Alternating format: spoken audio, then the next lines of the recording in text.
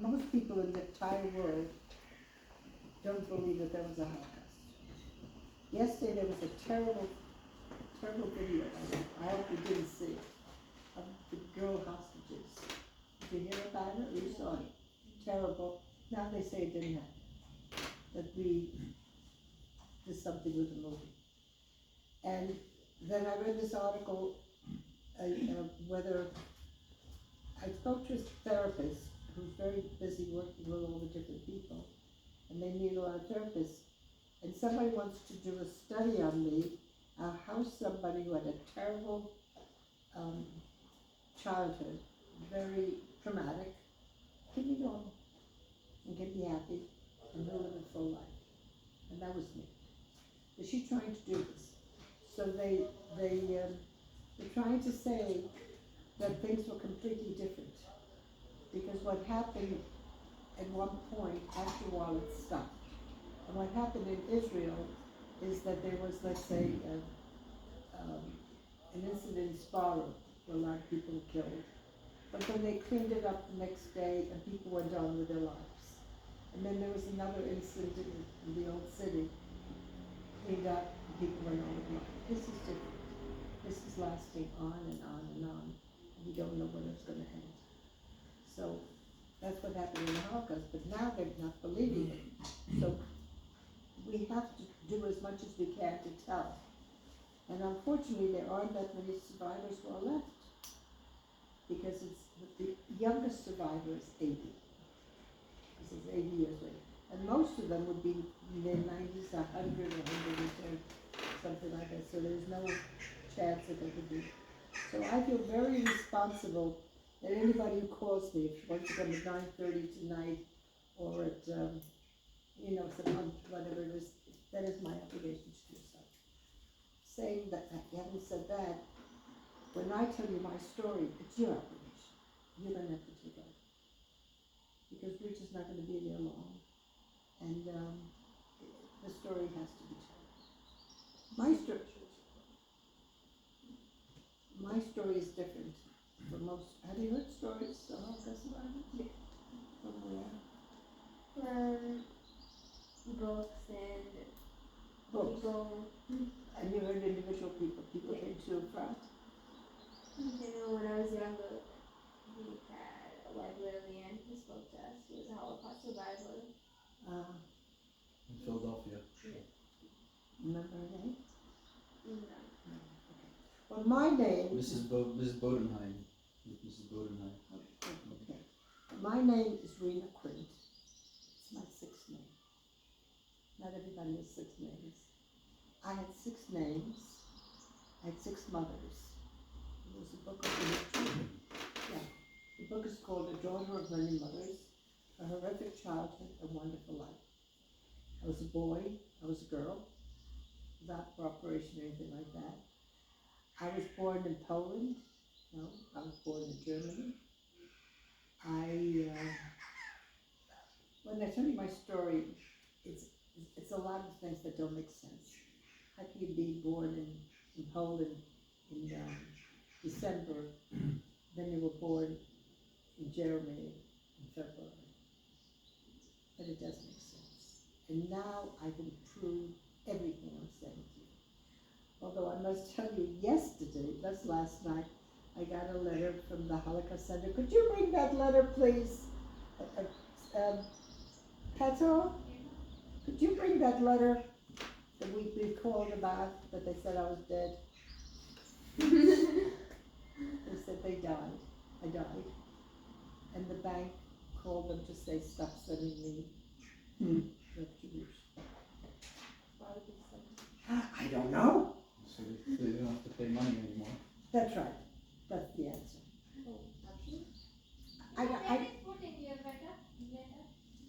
You put it back on the,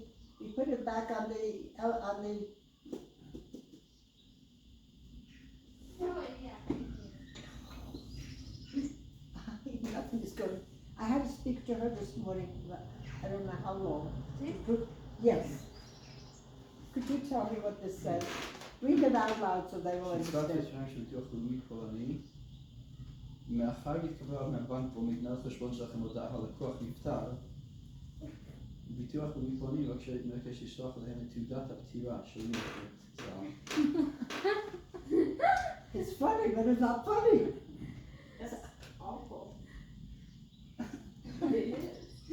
It's funny and it's How awful. have they even get to that? What? I can't explain. We'll put this back. Because and she said, send me your name and send me your Israeli passport and sign it. Do you sign in English or Hebrew? I don't know. I said, sometimes like the bank, I probably sign in English. Application, I sign in Hebrew. I do both. I sent her both. And I spoke to her and I said, you know, I can tell you that in the last 2 weeks, I spoke to over 1,000 people. And I spoke to several people in the army. You can check with the army I'm alive. I just got that thing on the wall there from the Aloof, Yaniv somewhere there. Yaniv Ashur. Yaniv Ashur, who came to visit me. Ask him if I'm alive. Ask him if I'm alive. Anyway, this is the letter I got from him. A lot of things are happening that just don't make any sense. Anyway, she believed me that I was alive. But she wanted my signature and she wanted this and that and everything.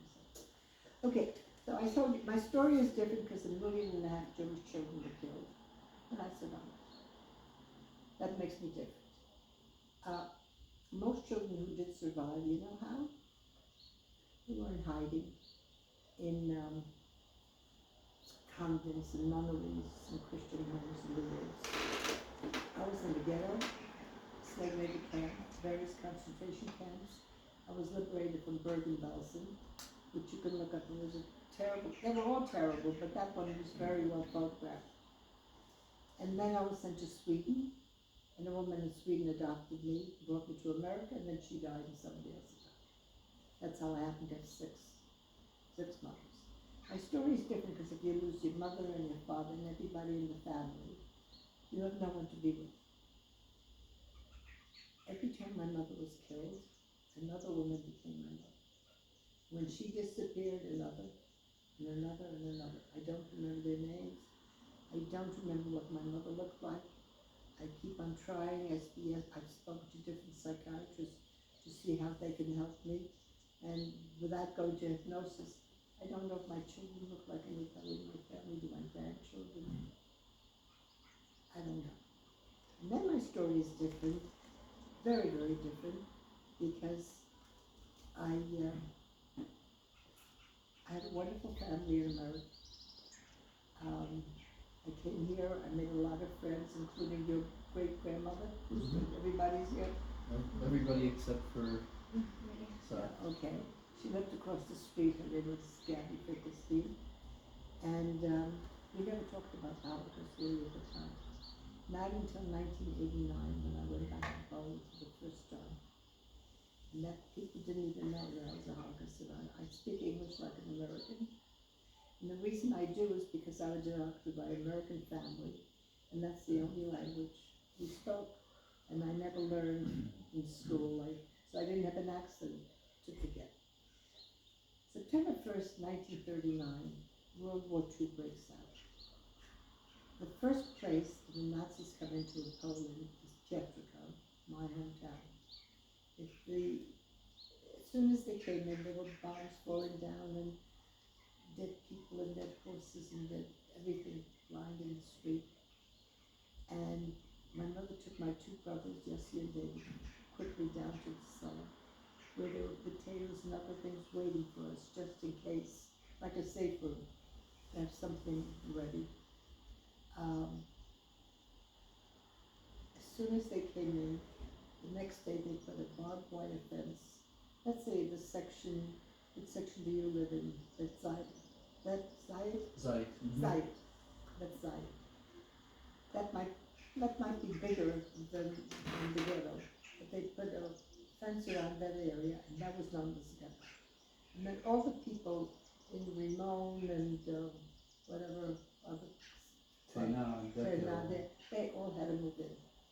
And then people from let's say Elazar and Neve Daniel, they had moved in.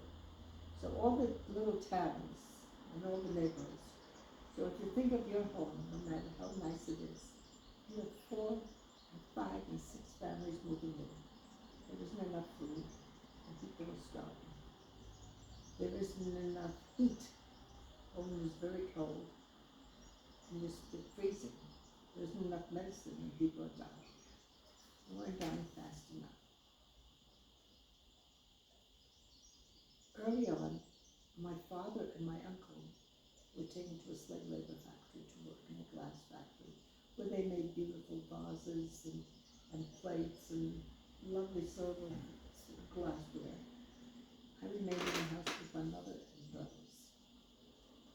My mother apparently came from a well-to-do family, so maybe she was able to sell her coat or her jewelry or something to get food. So I don't remember starving. 1989, I went back to Poland for the first time. I was terrified of going, but my husband really encouraged me. And I found so many amazing things. First thing I found was my house. Found the address. And this woman who thought that I died, I'm going to send her a picture and the paper that I had that my mother owned that home. I have a degree that she had the house. Maybe she can, Poland is not giving anything, I don't care. But I found the house with the address on the drawer of the house. You see what I found? A mezuzah. The Polish woman living there had no idea that there was a mezuzah there. This is her. We were told they wouldn't let us into the house, but we could bribe them. Poland was very poor in 1989, now they're not. And we bought chocolate bars and coffee and dollar bills. She would let us in, and so would everybody else in all the offices. We did that. We went in there. She had a closet similar to my closet with Jajeka. I didn't know that. Beautiful floor, terrible stairs. Now I'm telling you this because it probably doesn't mean anything to you, but my mother wrote a prenuptial agreement. It means she went to a lawyer to write down everything. This is not a ketubah, everything she owns. So she had furniture, and she had jewelry, and she had money, and she had a house. And in the book, there's a translation of all of it. My father didn't write that he had anything. In case there would be a divorce, people get divorced, they fight about it. This way, she gets to keep what she said she had, and he gets to keep what he had. One night, in the middle of the night, they came bang, bang, bang, yelling, rush, rush, now, fast. You have 10 minutes to pack up whatever you need and run down these stairs. What would you take if you had 10 minutes to run out of your house, to leave your house, never to come back and say there's a fire, or there's a water storm, or there's a bomb? What would you take? 10 minutes. Well, I think maybe you should take food because you don't know where you're gonna have a place to eat. Maybe you should take warm clothes. Water. What? Food, clean water, warm clothes. Exactly. Warm clothes are very important. Water and food, because you don't know where you're going to be if you're sleeping outside and freezing things. You need that warm clothes. Maybe you should take the baby. Maybe, you have to think of very, very fast what are the most important things. We had to run down those stairs. People fell on top of each other until we got to this square. All the houses are built around squares. It used to be a nice place where wagons used to come to sell fish and meat and flowers and clothes. But now it was empty. 2,000 people were brought them together. And from there we were beaten and chased. And I guess when you think of what's been happening in Gaza, it was like that. They were just shooting, but close up. I guess beating us, and we were running one after another until we got to to the synagogue. This is the synagogue. You can see a Magen David on the bottom. Beautiful building. How old were you? I was 3.5, it's a good question, when the war started. I'm 6 years old now, with my mother and my 2 brothers. And we were brought into this synagogue. It wasn't badly damaged during the war, so they didn't tear it down. But there are no Jews left, not a one, so they don't need a shul. They made it into a library. So on top here, you can see a library, and you see 2 women that I hired. One came from Warsaw, so we met her, and the other one hired somebody in Pietrzyk who knew the area.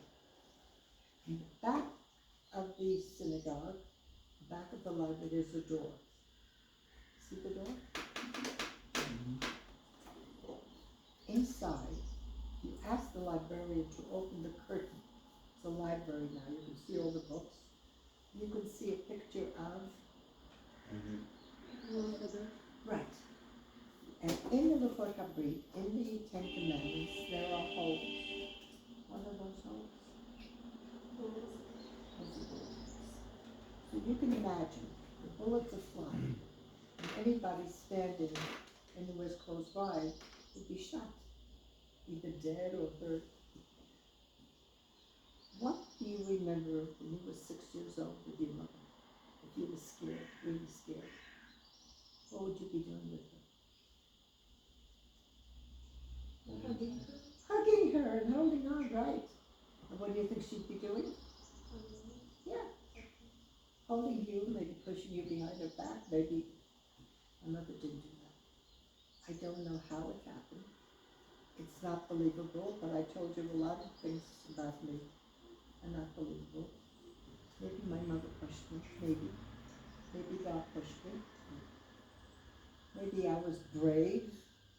Maybe I was stupid. I don't know. I don't know what happened. All I know is that I ran out of that door.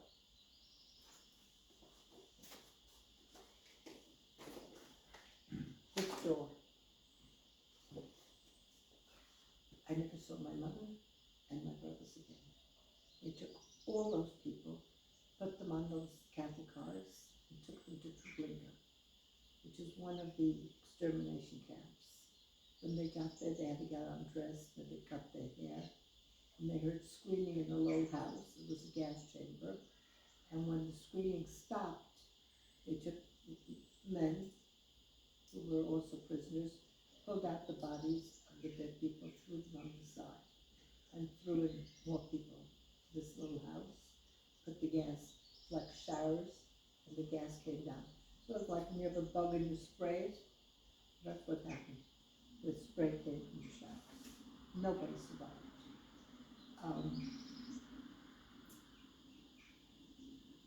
When you go to Treblinka now, that's me on one of my trips. You can see 17,000 stones that the Polish people made. The big ones, the big cities, have the name.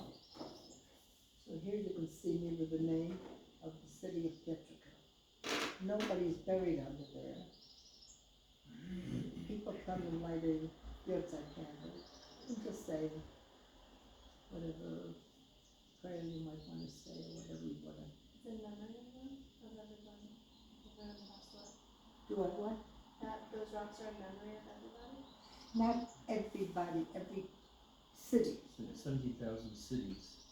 860,000 people. You know how many? 860,000. 808. Probably more than all of Yerushalayim. How many people are there in Yerushalayim? I don't know. And that was just from Poland? It was mostly from Warsaw and Pietrzyk. Yes, mostly from Poland. I don't know. We could look it up. Who was killed in Poland. But the Polish people made that line. I never saw anybody. this man who told me to run. I don't know exactly who he was. We used to call people uncle rather than just using their first names. Or Mr. or Mrs. Nowadays, nowadays everybody calls everybody first names. But he told me to run. And from the shoe, from the shoe. Now it's a library. Because I've been back now and I speak, I'm still too many groups that come there. So I think of it as a library. There's the shoe. Rabbi Lau. You know the person Rabbi Lau was the chief rabbi? And before that was his brother. I have a lot of pictures of him on my he was the chief rabbi, now his son David Lau. And my grandson, as a matter of fact, got smicha, the grandson. So my grandson and Rabbi Lau's grandsons met so many years later. Isn't that amazing? Anyway, man took me to my father, who was working in a work camp. My father and uncle. My father was delighted to see me. He hugged me, he kissed me. What do you do with a girl? It's a man's factory. Girls were useless altogether. Boys under the age of 10 were also useless. The boys over the age of 10 could work. Are you over 10? You could work. But your girls, no matter what, you're not useless. Maybe you're considered women. But most girls were useless. A girl of 6:30 had no chance. My father tried to hide me. There was no place to hide. So from now on, he got me some boys' clothes. I don't know where. He cut my hair. From now on, you're not a girl anymore, you're a boy. And your name isn't Fredja or Fredel, it's Floyd. A boy's name Floyd, and you're 10 years old. Say it over and over and over. My name is Freud, I'm a boy, I'm a 10-year-old boy, Freud. 10-year-old boy, Freud. Freud, 10 years old. How old were you? 6. I wasn't that tall because I'm not that tall now. I don't know. I don't know how a lot of things happen, but I'm here. Despite the woman who thinks I'm not.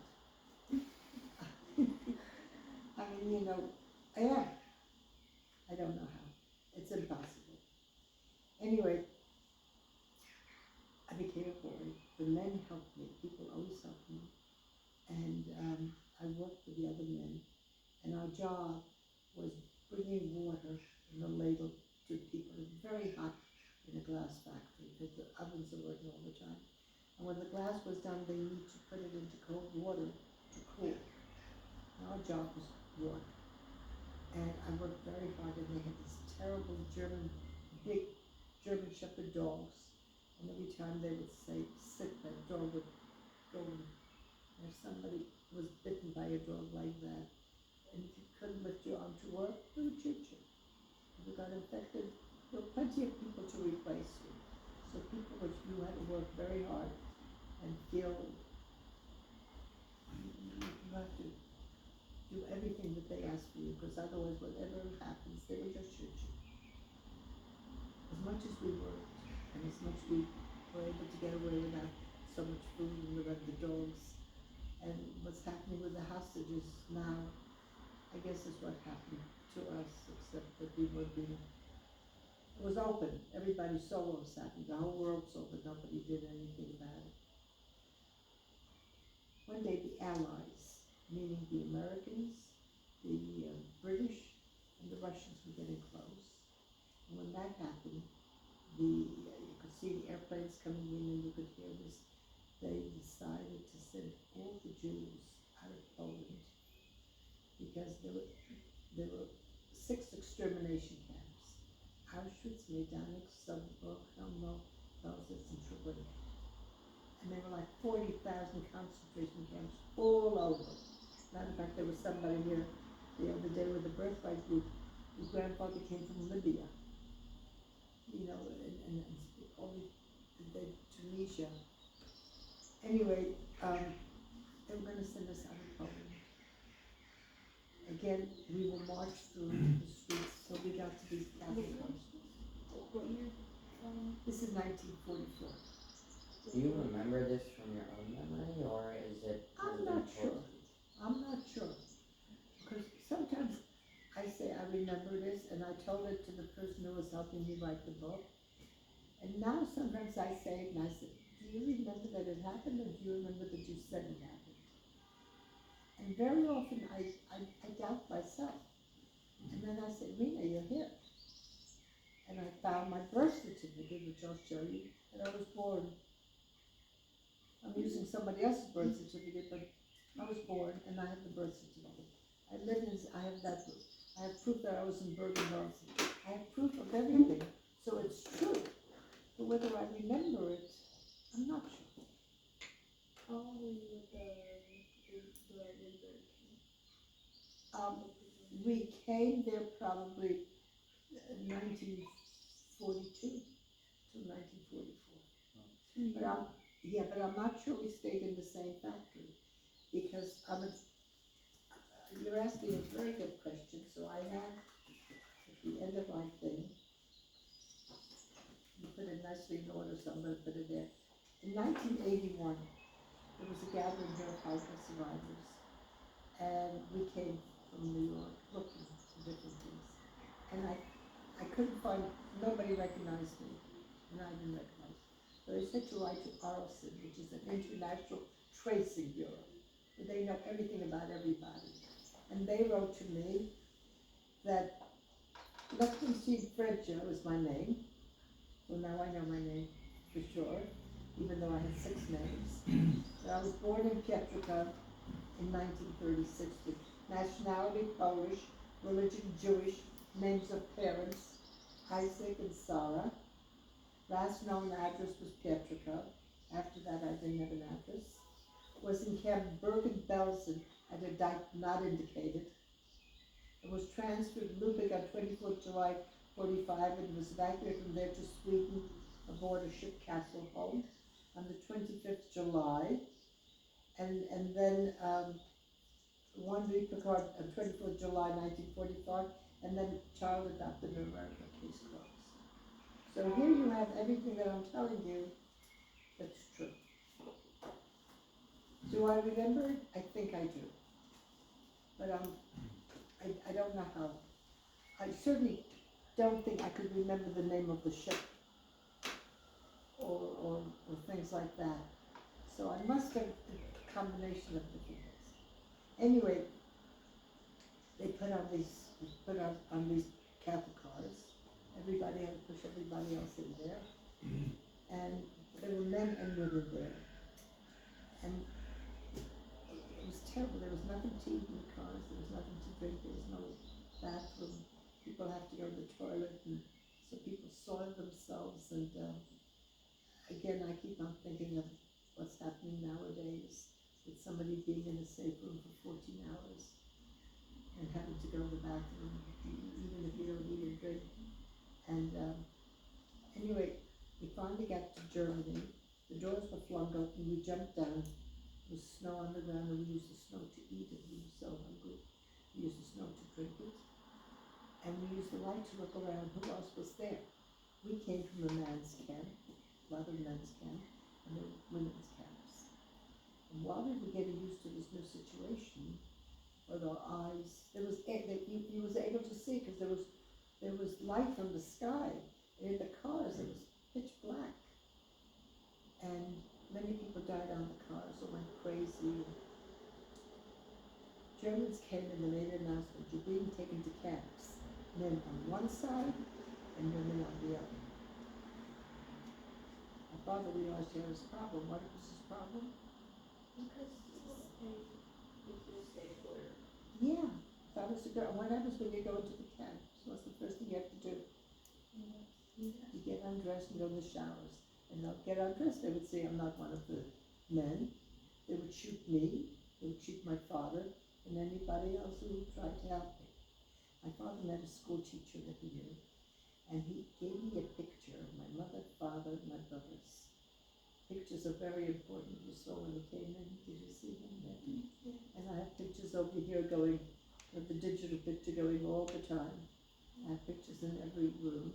But only after the age of 10 when I came to America. I don't have anything from before. Anyway, he asked this woman to keep an eye on me.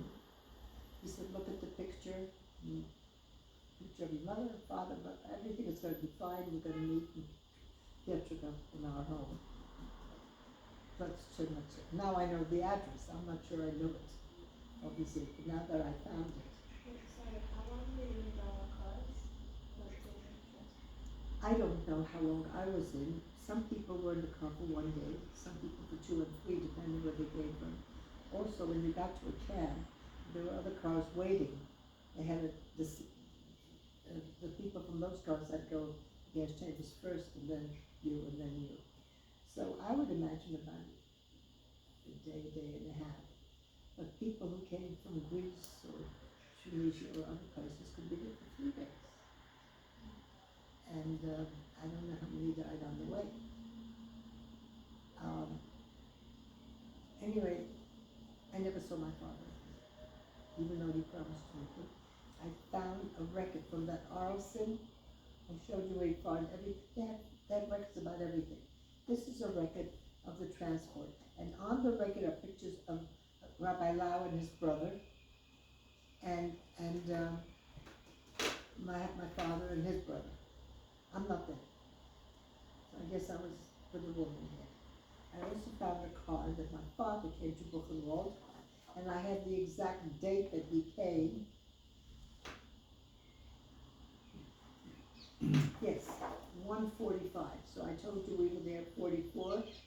So here we were taken to 1:40. So these are, I have records, proof of everything like that. We were taken to, I never saw my father, but I know that he went to Buchenwald. The women went to Buchenwald. We were walking in the snow, and I had a frozen toe when I got to America, because you walk in the snow without shoes. You can imagine what happens. And people were just dropping dead, these death marches. And finally we got to Bergen-Belsen. We had to get undressed and leave everything. I was holding my picture, and one of the soldiers thought maybe I had a diamond, maybe I had money, maybe I had something. I don't know, it was just a picture. Disgusting, tore it up, threw it. And it was garbage, not worth anything. To me, it would have been a lot. Yeah. Every day in Bergen-Belsen, when it came out, every 5 women would get a blanket to cover themselves. There was stuff on the stone floor with lice and fleas and rats, and the house became one toilet that you couldn't get out there. Every day, the women would take their blanket. Hundreds of people died, put a body into the blanket, and then throw the body someplace, all over the place. Every place you went, you would see and you would smell bodies. One day I was very sick with typhus and tuberculosis and diphtheria. Do I remember that? No, I remember being sick. But now I have proof, so I remember. Somehow I found myself lying outside. It was cold out there, but it was better than being in the stinking barracks. With many other people lying, most of them were dead. And you know that she would die, everybody was dying. The last 3 days there was no food and no water. And we had to drink from puddles. The Germans claimed that the planes of the Allies were throwing bombs down, and the bombs broke the water pipes. When I hear the hostages now, they said when they were in places, they heard the bombs, and they were afraid the bomb would hit them. And so I could understand, that kind of thing.